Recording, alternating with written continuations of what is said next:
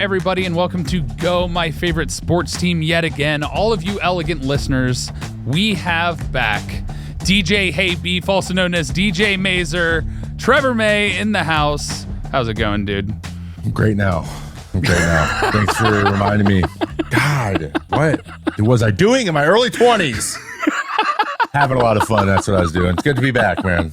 I'm so glad I have my research and writing assistant doing some research on these before I go. I didn't look at it last time when I had you on for talking about the salary caps and all of that discussion in Major League Baseball. But today we get to talk about your sports life. And, you know, that's a part of your sports life. It may have been electronic music, but it's part of your sports life now. True. Yep. I think we have the context, former Major League Baseball player, but what people don't know is the real Trevor, right? What's the story behind Trevor May, the baseball player, turned content creator, streamer, podcaster, dinger hitter extraordinaire in a YouTube video? Oh, let me take you back to 1989, a small town, Kelso, Washington, in the middle of, actually it's not in the middle of nowhere, it's right on the Columbia River, border of Oregon. Grew up in a small town, 10,000 people. My dad was a star basketball player at the high school, one of the top scorers of all time. And then he went on to play college basketball. He was big, 6'4". I'm 6'5". He was always a big basketball fan. So I grew up playing basketball. He was my basketball coach, and basketball and baseball were kind of my two sports. I played football a little bit too, going into high school, but quit in my sophomore year because honestly, our football team was super boring, and I was quarterback with a really good arm, and I just handed it off to the fullback all the time. That's who wants to do that. And then we just panicked through for 10 times in the fourth quarter when we were losing every game. So I didn't want to do that. But the sports were always a massive part of my life. I came up, in the prime Sports Center every morning. I'm 36 years old now, so I was at the early 2000s going into my teens, and like before school, sit down and watch all the highlights with all the iconic voices, calling the shots. So Chris Berman and Linda Cohn and, everybody. So I always loved sports. My dad's always in sports. So we just bond over. He's just like, every time I see him, he's like, hey, so how about you want me to fill you in on how the sports, all the Kelso High School sports teams are doing? I'm like, sure. And that's what we do. So obviously now I talk about baseball all the time. I played baseball forever for the vast majority of my life. Now I'm finding ways to teach my son, who is 16 months old, how to hit off a tee and throw a baseball overhand. And he already has a Fisher-Price hoop that he's dunked on every time because he is an absolute unit, as you can imagine. So yeah, sports continue to be a big part of my life and always have been. When you were really, really little, what's your earliest memory of sports? Was it talking with your dad about stuff, seeing his trophies, like maybe as a little kid? Did you start with like really young, like youth soccer or anything like that? Yeah, we played like 3-on-3 youth soccer. I remember my elementary school had a really robust kickball scene. Well, the way the playground was set up too was like the perfect size for a good kickball place, where there was a fence that kind of went down into like we have like a wooded area where there was a trail that went down. We couldn't go in there and recess, but like you go on nature walks or whatever around our school. It was far enough away to where like you had to boot it, but like there was always a couple kids who could do it. And there's a whole playground, so there's just kids everywhere playing. So you're just like, everyone's on the field, which is awesome. So you've got obstacles while you're running the bases after kicking the ball. Oh yeah, there was like a basketball hoop too that was like far enough away, but like goalpost, so like you got an extra point for getting it between them, so you could go for different things. I don't know, it was crazy. Was there a strategy to hit a bystander with the ball to try and prevent the fielders from getting it? So like hit it off that person so it goes that way, and then I mean maybe from time to time, but it was always just kick it as far as you could. Everyone's just trying to do that. But I think the earliest maybe, I mean, this is a little bit, people usually are about to say something wholesome, don't preface it by saying this is about to be wholesome. But my dad used to tell me things called Trevor stories when I was really little. I remember this. So it was like when I was starting to go to sleep, I was probably 3, 4, 5. He would just like big spoon and then tell me a story about me doing something crazy in sports, like game-winning home run to win the World Series, or hitting the shot, or throwing the touchdown. I distinctly remember him always telling me those things. I have a very vivid imagination, and I always have. So like when I think through stories, I see them like in movies. So I think that's just what's happening. That's like teaching you how to visualize before success. It's teaching you kind of like manifesting, having that energy before you step on the mound to be like, I visualize what's going to happen. I'm going to strike this guy out, or he's going to hit into a double play. That's powerful stuff. So that's kind of crazy to me that your dad started you off that way. That's like genius. I'm not going to lie. Like, props to your dad there. I don't even know if he was doing it on purpose. I don't think this is even. I just think he was like, this is the stories I like to tell, and why not put, some kids love to hear the, like Marvel stories of superhero stories where they're the superhero. It was that, but just in the lens of sports, because that was just really, frankly, that's all there was to do in my town too. Like, just go and kick the ball around, go throw the ball, or go shoot hoops. We had a hoop in front of our house. We lived on a cul-de-sac, and he loved basketball. Like, so I knew he played, so I wanted to do it too. And I just kept going and kept going and kept going. But yeah, it just always is something like, oh, I've seen this before. And it's probably because of a story my dad told me when I was 4, which is really cool. And I don't think he was like Tiger Woodsing me. I think that he was just, this is how I tell stories, and you like it, and so here you go. Start out with little 3-on-3 soccer, playing basketball, shooting hoops, kickball. What's your first experience like baseball? Did you like play wiffle ball in that same kind of field? Like, I know in my neighborhood we had a cul-de-sac. I lived on a cul-de-sac, and we would set up plates and we would play wiffle ball in the cul-de-sac. And we used like weird pavement markers as the bases. Like, my mailbox for my house was first base. There was this weird square that they patched something that's always been there. That was second. Third base was then the brick mailbox, which, by the way, horrible decision. Plenty of injuries on that brick mailbox. Yeah. And then home plate, we always like placed, I think it was the sewer. Same thing. So I lived on a cul-de-sac. We didn't actually play in my cul-de-sac very often, which is weird to think about now. But I had a neighbor who was a year younger than me. So his older brother was 2 years older, and then he was a year younger. So I was right between them. We were all in like high school and middle school and elementary school at the same time. We would play wiffle ball in his backyard, which they had they had a multi-tiered, like, off to the right too. So like a little berm, which was kind of, you get it up there and then you had to crawl to get it. And then they moved when they were like 12 to a place that had a cul-de-sac. And then we played in their cul-de-sac all the time. And wiffle ball was huge, like wiffle ball. And then as we got like into our teens, we'd go play double or nothing down on the little league fields. It was just throw the ball up and then try to hit as far as you could and just play like mini games that way. But or that or Kent Griffey Junior baseball and 64. Like, those were the 3 things we did. I played that on SNES instead of 64. The 64 was the best one, man. It was by far. I liked the Super Nintendo one. I think they were all good, actually. Every baseball game was good back then. That's true. I loved running the guys into the wall and they fall over. Yeah. Because I couldn't do fielding. I could hit great. So every time you'd run with the fielding guys and they'd run into the wall, that was the funniest thing for me and my friend.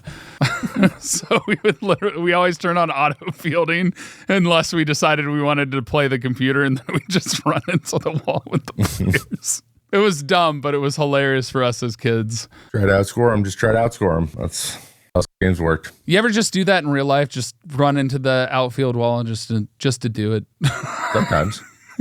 No, we stopped doing that once. Aaron Rivera tore his ACL doing that in the All-Star game. They're like, maybe we get away from the wall. Pitchers getting hit by the wall is not a great thing. So yeah, I gave up on that. Then we just stopped shagging completely, and then it wasn't a problem.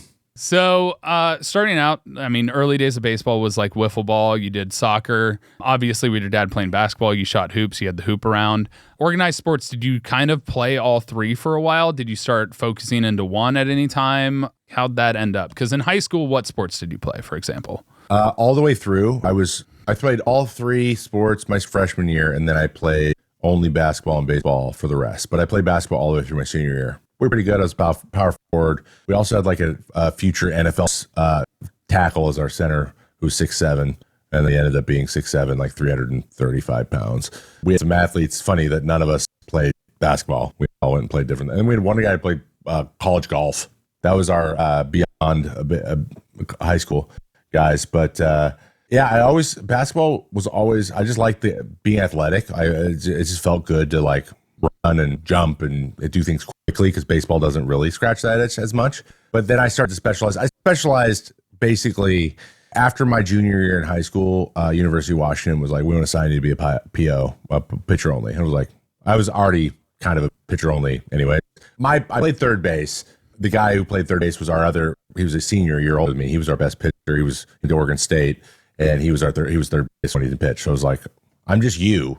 but you're younger. Like, so, I mean, and then as soon as the college was like, we're not going to have you play position. I'm like, okay, well, then I won't hit and do any of that. I'll just pitch. That's where I really started to focus on baseball. It spent all summer. I always did travel baseball as much as I could. And that was always an opportunity. I got a lot of interest because I was just a big guy.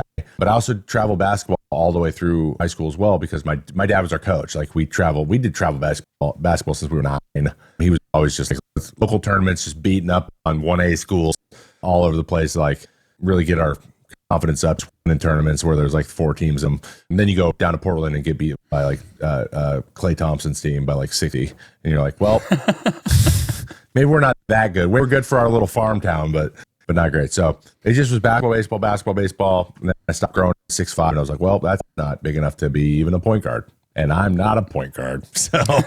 So maybe we'll just lean on mid-90s. So 3-sport athlete most of high school, playing quarterback for the football team, power forward for basketball, and then pitching and third base for baseball. Any major fond memories from either high school or earlier than that stick out to you, like a really good game you had in each of the sports, or what really pushed you more towards baseball instead of basketball, even though your dad was big into basketball? I mean, you still love basketball, but was it just because you were better at it, or was there anything that stood out in that regard? I mean, I'll act like, I was way better at baseball. It wasn't even close. Like I was dominant in baseball to where like guys are like, I don't have any chance right now. I was a serviceable 4. Like I averaged like 7 or 8 points a game, and we had better players on my team. And I wasn't a big ball handler. I didn't move. I wasn't super quick. I was just kind of gangly and 6'5". That explains the nickname Lurch. Lurch, yeah. Well, it was Marmaduke back then. The big Great Dane, just sliding all over the place.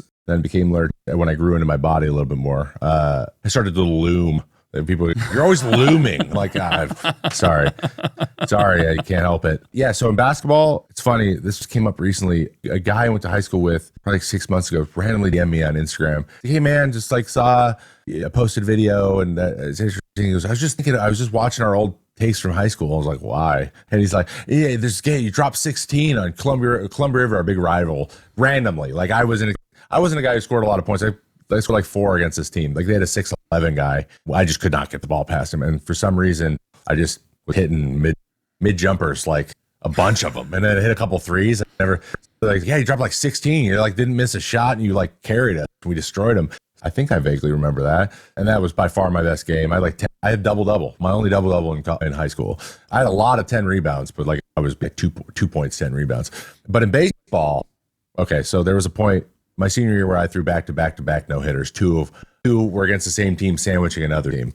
That was a rough week and a half for them. And a year before that, when I was a junior, towards my last start of the year before we went into the playoffs, I struck out 19 against a place called Camas. 19 of the 21 total outs were strikeouts.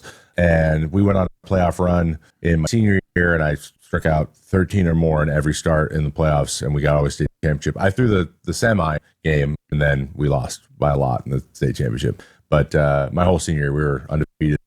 We went 20-0, and then got 10 run in a tournament or in a district game where I pitched. It was my pro day too, and I stayed up till 4 a.m. playing WoW, World of Warcraft, because I was so confident.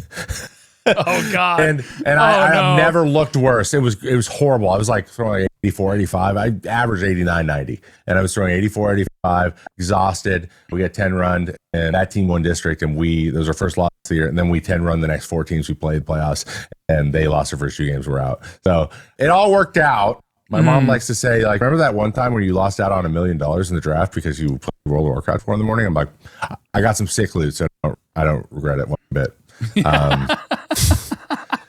Do you still play WoW? I know we're what are we 41 expansions in? It's too much. For a long time, I did when I was streaming on Twitch. Probably I continued to play the new one until about 2019, and then I was like, I think I'm aged out.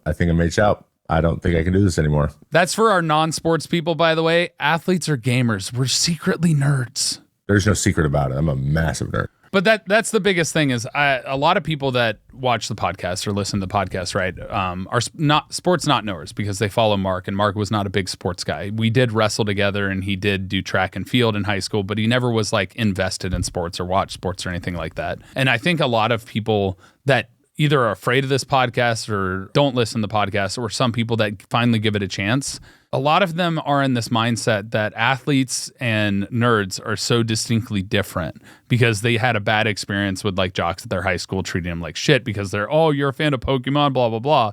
A lot of us were the same. A lot of those guys are like, man, I wish I could look at Pokemon. My buddies make fun of me, so I don't have to do this. Yeah, it literally had to do with like bullies that existed within sports that treated other people like, oh, you like Pokemon? We're just as nerdy. And if you pay attention to sports, it literally is just as nerdy as paying attention to Pokemon or anything else or playing video games. Everything about it is so similar. Yeah, it is. It's a literal game. And you know how much math there is in baseball? Crazy. Dude, that's why I love it. Yeah. I was a math nerd. I've been good at math since I was a kid. Math's my favorite thing too, man. To share with you, because I like to give back and forth on some of these, the memory my dad brings up all the time of baseball. I pitched and I played center field, and I was a lefty. I ended up quitting baseball because of bullies and a bad coach my final year who made fun of knot hole when my knot hole team would have wiped the floor with the team I played on, and we switched out players and all of this. But we were playing this really good team in Fairfield, Ohio. They could just hit as well as we'd hit. We'd hit all of our players in knot hole. And this guy hits, bases loaded, hits like a long ball. Like this goes all the way to the fence, and this is when the fence wasn't even measured. And I run out in center field, and I don't catch it because it hits past me. I pick it up, and I launch it on a line straight to our pitcher. Our pitcher turns and relays it to the catcher. Guy doesn't slide, records the final out of the inning. To this day, my dad always talks about this, or the other time where I threw it on a line to our catcher and he drops the ball and he didn't even have to rush because it got there quickly. But I remember going in, it was also my worst memory. His favorite, one of my worst, was the one I threw in Fairfield, because then my dad goes, all right, Tyler, you're in at pitching. My arm was hurting after that throw. I mean, I put everything into that throw, and I had to close that game. So it's like this great memory followed by a bad memory. But do you have any games that you distinctly remember to relate this to you? You know, you talked about that WoW situation, but do you have a game where maybe you tweaked something but still had to power through, or something along those lines, or where you were put in a situation that you weren't happy about, but you dealt with it? Ooh. I mean, there's been a few pros. Like one time I had to be an opener. I hated that so much. I felt like there were no stakes. I just had a great year coming off Tommy John. Then I just went and imploded and gave up 4 runs in the first inning. And then I got pulled, and then we're like losing 4-0. So like, cool. Now I can get a loss, but I can't get anything else out of this. Like, cool. Like, great. But it just so happened to be against the 2018 Astros. So draw your own conclusions. I just put it this way. I watched the video once. There's some banging in the background. For people that don't pay attention to baseball, the Astros were caught cheating that year by hitting a garbage can. And well, the year before was technically the big year they were doing it, but they were still doing it a little bit in 2018. So 2017 was their big year, but they hadn't been caught yet. So let's put it that way. A big moment where I had to, actually there is one this was a big, I think, turning point moment. When I was growing up, honestly, up till I was about 15 or 16, I was super emotional on the mound if things were going my way, like to the point where I was untenable. I speak very, I told you guys about the super wholesome thing for my dad, but my dad also a very passionate guy, and he's one of those dads sometimes that will not, he's not one of the ones who's yelling at his kid. He's just kind of grumbling loud enough so everyone could hear him. Like, come on, throw a strike, or where they're like, all right, go out in center field. You're not being mean to your son, but your son can hear you, and he knows that you're talking about him. And that happened from time to time, and I didn't handle it very well, and I got that reputation. That followed me for a while, where I wasn't even chosen for an all-star team once when I was by far the best pitcher in this league, like not even close. And we had to put together a team, and then we just destroyed our A team all the time. And I just threw it every time. They couldn't touch me. When I was 16 or going into my sophomore year in high school, I was on a travel team, and we went and played a friendly against like 2 other teams. So we're going to play each team once. Like there's just 3 of us. We're doing like a little mini tournament. We're all playing each other just in the same day. And so we go down, and I throw all 7 in the first game. No, that's a lie. Sorry. Another guy threw 6 innings, and I was just supposed to throw an inning.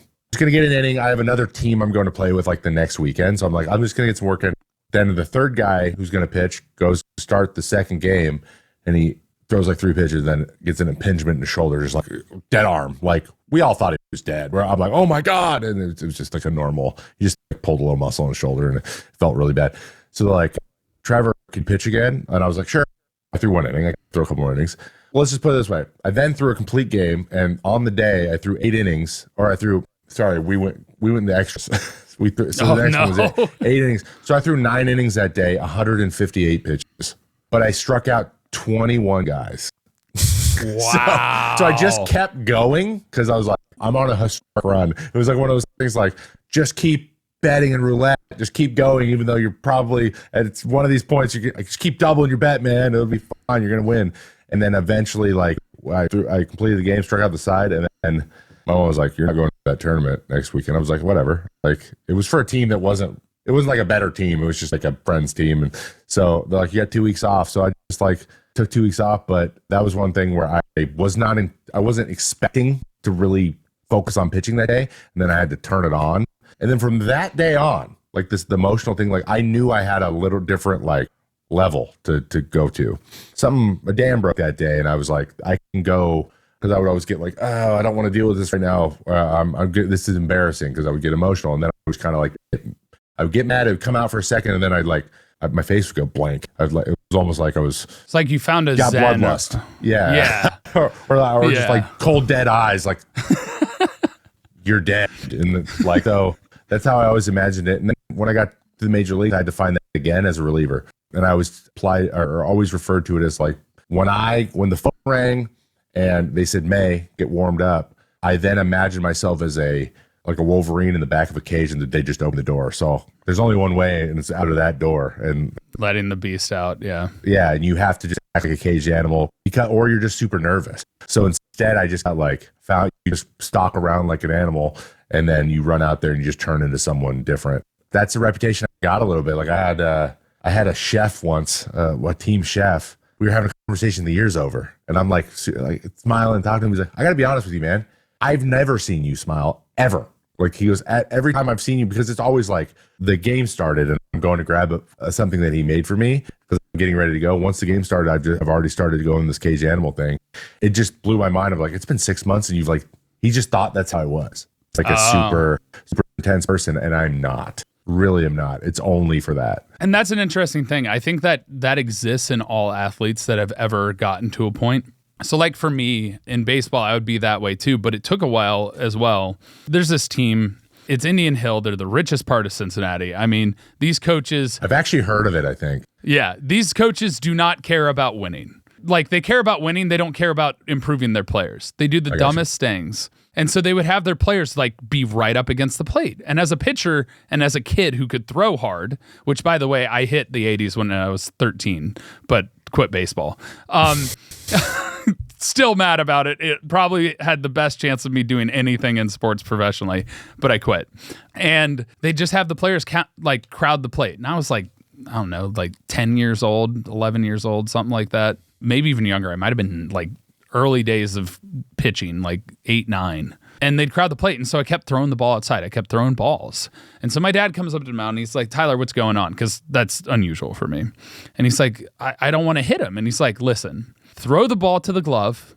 They'll move. And so I rear back, throw my fastball, nails this kid. He's rolling around, crying on the ground. The other coach is yelling that my dad told me to hit the kid, which he didn't. He told me to just throw like I would.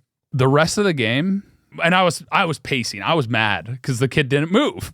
And my dad comes up, Tyler, you okay? And it's like, yeah. And the ump knew my dad because this was a home game for us, and he lives in our neighborhood. Like he knew that my dad's not that person.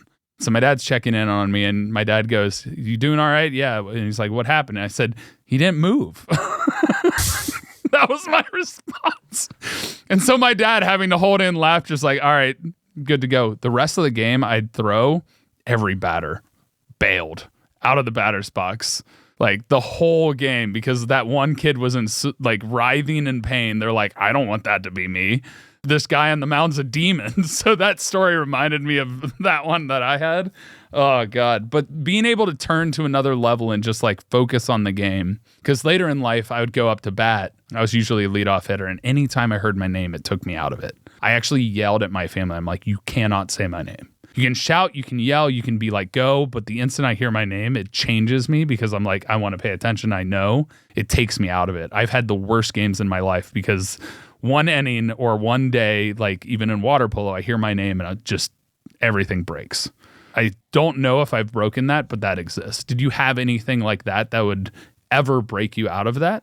Because you talked about like hearing your dad mumbling kind of kept you frustrated on the mound. Do you think that if that had happened, maybe it would have broken you out of it, or if something happened in the game? Oh, that definitely broke me out of it. But it wasn't even just him, like anybody. And then people started to figure it out. Like there's a scene from A Christmas Story that I identify with a lot when his name is Scud, by the way, everyone at home. It's not Scott. I thought it was Scott for a long time. It's Scud. Scott Farkas is egging on Ralphie and saying, "You're gonna cry now," and then he just snaps. Like that is what I imagine. I didn't snap and go fight a kid, but like I had to turn that in where I would always shy away. I get really embarrassed, and like I self-fulfilling prophecy. I'm probably going to start, or you're going to start seeing welling. Because when I get angry, my eyes would well up. I'm a big kid. Like I'm like not little. I'm a big dude too. So like makes it even more what I imagine more embarrassing. Then I'm like, I just got to be like Ralphie and just, oh yeah, okay, come on, go get in the box and we'll see what happens. And that's what started to happen in high school. So I actually remember that I hit somebody at 17 when I was 17 years old. I threw really hard at this point, like 92, 93, 94. And people are already scared of me. But we have there's always a kid on the other team who's, I'm the grindy dirtbag kid who I slide everywhere and I get way up on the plate and I just ribbed him and he just folded, was quiet. I was like, oh, like I got him. And then he like gets up and he's like, he's welling and he keeps trying to get up a walk first and he keeps having to stop. And then he just like, you kind of hear him whimpering. To his credit, he wasn't like loudly crying. He wasn't writhing, but he was definitely hurting. And was like, I regret what I just did. I distinctly remember waiting for him to go, and I was just looking in their dugout like this with rubbing the ball. It was a bloodbath after that. Actually, it was a bloodbath before that. Like, had walked a couple guys. They had getting guys on base and a couple steals because I wasn't the quickest to the plate. There was no bat in the zone. They're stepping out and swinging, and they couldn't even hit it. And I think I struck out 16 or something. I remember being like, in the past, I would have been like, oh no, I'm sorry. Because I do feel bad every time I hit somebody. I didn't hit very many guys in the big leagues. But like I just had to be like, I can feel bad, but also like you can use this. You gotta stay. Yeah, you gotta stay in it. You can't collapse. So where I'm just not gonna fall apart anymore. I'm just tired of it. So something just broke one day. I don't even know when. Maybe it's the time I didn't make that all-star team when I was 15, and then my parents just let me go on a swearing tirade, just like, this is bullshit, that guy. And they're like looking at me like, but they just let me. That's the day where I was like, I'm an adult. It was like you got that freedom to be angry instead of being like, I didn't have to hide anymore, hushed down or punished or yeah. I could just be angry, and it kind of let me just be angry in front of people, and then know it's gonna be okay. Have you always been tall? Like, did you grow early and often, or did you have like a late growth spout and were like a smaller kid growing up? So I was like always the tallest until about 5th, 6th grade. Then like 7th, everyone started catching up with me. That's when like the 12 to 14, like those kids were suddenly like 6'1". You're like, dude. And I'm like 5'8".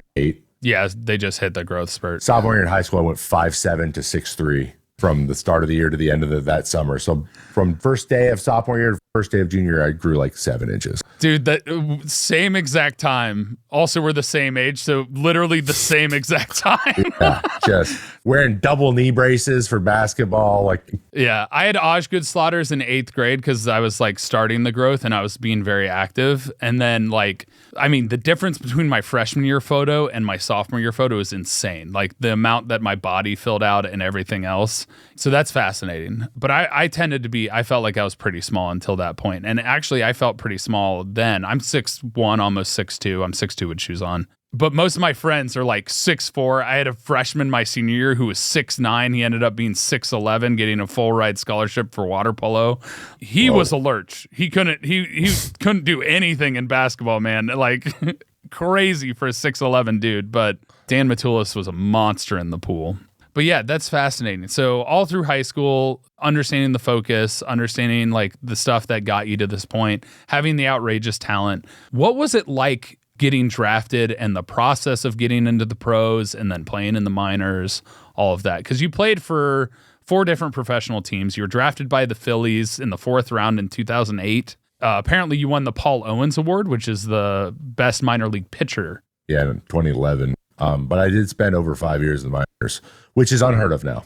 Draft is kind of crazy. Back then there was 40 rounds. Now there's 50 actually. Now there's only 20 rounds. Do they talk to you beforehand? Like people let you know if they're going to draft you, or? You get a good idea because it's like there's local scouts who have no power, but they're only getting feedback from the people above them. Then there's cross checkers that are the regional people, and then there's the national scouting guys. There's 2 of them, and they go each have a coast, and then those 2 guys end up telling the GM, and then the GM makes so like you're just kind of moved up the ladder, and you have to understand who has power and then who is you've talked to. So I talked to the cross checker for the Phillies and the Cubs. So it's the Cubs and the Phillies the whole time. And I was really well. Both local scouts came to my house a couple times. And then you get an agent once you know you're going to be drafted. And back then they were like, you're gonna get drafted even if it's in the 40th. Like there's so many rounds that like, who else in this? Is there any other guys this age that we can draft? Because there's thousands of people being drafted every year. Well, yeah, and I remember back then most late rounds they're like, no, I'll go to college because when you're that far down, there's not really a pay that's worth it. There's no money, and there's some guys who are like, I really don't want to go to college. If I go to college, I'm not going to get out of college, and I'm not going to continue playing probably. That was the only guys that I knew that signed in late round, at least out of high school. There was a lot of kind of rumblings. I was the Gatorade Player of the Year in Washington, very highly ranked, like number 1 guy in the state across the board. And then I ended up being the first guy drafted in the state, out of the state in the 4th round, which not a crazy good year that year. But Andrew Kittredge, who's currently still playing in the major leagues, was also that year. He just ended up going to UW instead of, he was drafted in the 20-something round. But I was very vocal about wanting to go in the draft, and I was a little more polished than him and threw a little bit harder. So they were just like, you're probably the bigger guy. We thought it was the 2nd or 3rd round probably. So they kind of give you there's buckets. 1st to 3rd, 4th to 6th, and then 6th to 10th, and then 10th on is usually how they can kind of predict. That happens. Then comes draft day. It was during the school day. We all got out early. A bunch of kids came over to my house, and we watched the draft. And the first round was first 5 rounds, or first day was the first 5 rounds. So like you'll probably be announced on TV or on the internet, which actually was because MLB Network didn't exist at this point. I was like, great, we'll have pizza and we'll like ready for me to get drafted, and this will be cool. And then you just sit by the phone. You kind of know the teams you've talked to before. It's rare that you're going to get drafted by a team that, especially in those rounds, that you've never spoken to. Like you are well aware of who knows who you are because the local guys, it's like a feather in their cap to get a guy drafted. So like they are very aggressively want to have as much information on you as possible to pass it up. So you usually have a pretty good rapport with them. And so it was the Cubs guy and the Phillies guy. And then I think the Mariners were like in there a little bit, in San Diego were like the 4 kind of teams that I talked to the most. But the Phillies and the Cubs were very clearly the front runners. And so you watch and you watch and you wait and you're like, okay, probably not 1st or 2nd round. And then 3rd round comes around. You're like, this is kind of more like it. So we got in the 3rd round, 10 rounds early, you get a call from either your local scout or your agent. Like, hey, they're saying in their spot, if you're there, it's going to be you. And then the Phillies called a couple picks later because they were picking 5 picks after the Cubs. And they're like, if you're there, we're going to pick you. So I was like, okay, well, if the Cubs don't, then the Phillies will.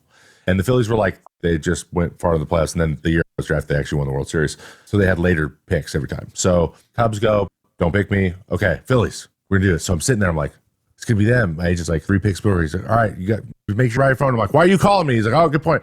Comes up, nothing. They pick a guy named Jonathan Pettibone, who I ended up playing with. There was always this little part of me that's like, he took my spot. At that point, I'm devastated. I go, I still told you I'm an emotional guy. Go up in my room, close my door. Like, I need a minute. And I'm like, what does this mean? Am I getting drafted? Like, how does this work? And it's a crapshoot. No one really knows, including the scout who keeps telling me when I'm going to be drafted. I come back down probably 5 minutes later. We're a few rounds into the 4th, a few picks in the 4th, and they're like, phone rings again. Cubs, hey, if you're there, between you and another guy. That's all I know. I'm like, cool. I wait. Cubs go. Nothing. They pick a guy named Matt Serta. I remember all these guys' names. Well, yeah, it sounds like the chip on your shoulder, like a lot of people do. And I also ended up playing against him in the minors, like because they all just go and all these teams are in the same place. And then the Phillies come up, and they're like, "We are picking you this time with our 4th round pick. If you're there, you are like, yeah, I know. Trust me." I'm like, okay. And it comes up, and then they finally do it, and then they call right after, and they say, "Welcome." Pat Gillick was the GM at the time. He's a Seattle guy. He had personally come watch me pitch. And also, like, their head pitching assistant to the GM was also, his name Charlie Kerfeld, also lived in Seattle. So, like, they drafted guys out of Seattle a lot. There was Julian Sampson's our first round of the year before. He's out of Skyline up here. So, like, I ended up living with him. It made sense, but, like, it's what happens if I don't get drafted? Can I go back to school? It turns out you can just say no whenever, even after you're drafted. So I actually was this close to saying I still want to go to college because I don't want to move to Florida. I want to stay in Washington and go to University of Washington. I was valedictorian. Like, I care about school. Like, yeah. I want to go to school. And my dad says, "Do you know how much your bonus is?" I go, $375,000. He goes, "Yep." "So what are you going to do?" I'm like, "I'm going to go play pro." He's like, "Yes, you are." That's pretty much how it worked. No, it was more like, he was more like, "Hey, you have an 80% scholarship. You're probably going to have to get like supplemental something. And I probably have to get a job. We can't pay for a lot of the school. Do you want to play pro?" And I said, "Yeah, I want to play pro." He goes, "That's a lot of money to start. What's to keep him started? You can always go back to school." We had something built in for where I could get school paid for in the next 10 years if I was done playing. So, which I did end up taking advantage. Got a couple semesters of college just because I paid rent in the off season, which is nice because I wanted to move to Seattle. So I ended up moving up and living here in the off season. Met my wife at a frat party. The rest is history. But yeah, that's how drafting it works. It's like that now. There's guys who genuinely think they're going to get drafted, and then nothing happens. They just have to hope they can go play indie ball. It's actually way harder now. Way harder. I'm actually working with a couple guys now doing that, and I'm glad I got drafted when I did because it's crazy now. But it's crazy, I think, in different ways for everybody. And then you went to the Phillies. Looks like you mostly just played in the minors for the Phillies. You didn't end up having your debut with them, or no. I was traded after my AA year to the Twins. And then was named to the All-Star Futures game, but because of your injury, withdrew from that. Then you had a 2-year deal in 2020 where you went to the Mets. 68 games, which is your career high amount pitched in a season. Yep. 7.3 record, 3.59 ERA, 83 strikeouts, pitching 62 and 2/3 innings. That was 21, yeah. What I throw 65 times in 19, I think. I do not have that information, so it's possible. I think it was 6. I think it was because I was number 65, so I was like, I believe that's. But 19 was my best year. That was the Twins 101 wins. I did 294 ERA that year. Huge. That's awesome. Speaking of which, my friend's wife is a huge Twins fan. Grew up in Minnesota. Played for the Mets, then finished your career out with the Oakland A's. Yep. Last year was 2023 with Oakland. I decided to retire. I was not forced out of the league because it sucked. You had a career high 21 saves in 2023, 46 and 2/3 innings pitched, 40 strikeouts, and actually 3.28 ERA, which is quite good. Also didn't give up a run in my last 15 appearances of my career. So that's an accomplishment. Retired. Now you have a kid, teaching him baseball now, doing fantastic content on the internet. The reason I met you, doing TTRPG, and really funny and great guy from what I've experienced, at least. We should do that again sometime. I mean, we do it every year. We just did it again. So we've done it 4 times now. I love doing TTRPGs, man. It's so fun. I wish that I could just set some time off to the side and write my own campaign and run one. But like, I mean, I just tried to explain it at the end of previous episode about all the stuff I got going on. There's no way. Maybe in the next 20 years, I'll get that done. I don't know. Maybe after I make a movie like Mark did. Maybe we'll have you act in a movie. How about that? Sure. I'll be the big dude standing behind the main character for sure. That's definitely my role. Well, you'll literally be a lurch. I'll literally be a lurch. I'm just going to be a bodyguard that gets punched in the face, probably. Well, we are all out of time. I know you got to run, so I want to give you the platform to tell people where they can find you. You don't necessarily have to talk about all your projects, but just let people know where they can find you. They can see the projects, whatever you want to say, and then we'll give you the opportunity to say your favorite sports team other than the Seahawks, because you said that last time. You can find me on pretty much every platform. I am Trevor May. That's TikTok, Twitter, except for Instagram. That's Trevor May 65. I won't change that because every time I do, they take away my check mark, and that's part of my identity, so I can't get rid of that. And then Trevor May Baseball on YouTube. That is my main channel, and we have all kinds of fun projects going there, so check that out to keep up on.